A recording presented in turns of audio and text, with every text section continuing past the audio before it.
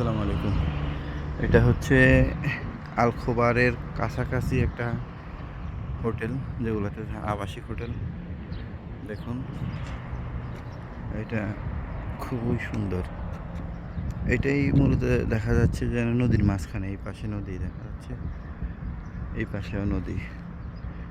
এটা এরা এমনভাবে করছে, এই ভিআইপি স্টাইলে। এগুলাতে হয়তো ধরেন এমপি, মন্ত্রী কিংবা রিচ ম্যান যারা আছে, যাদের টাকার কোনো বিকল্প নাই, তারাই আসলে এইসব ধরনের হোটেলগুলোতে থাকতে পারে। এগুলোতে থাকলে প্রতিদিন নর্মালি খরচ হবে 1 লক্ষ টাকার উপরে। বাংলার 1 লক্ষ টাকার উপরে খরচ হবে।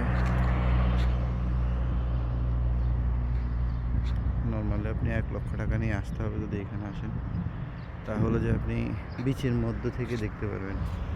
আমি এখন ওই বিচের ওই সামনেই আছি, অর্থাৎ ওই হোটেলের সামনে আছি।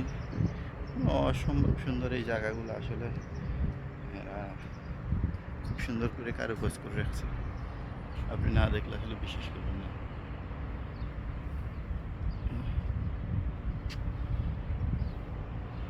এই হচ্ছে জায়গাটা। তো আজ এই পর্যন্ত। আসসালামু আলাইকুম।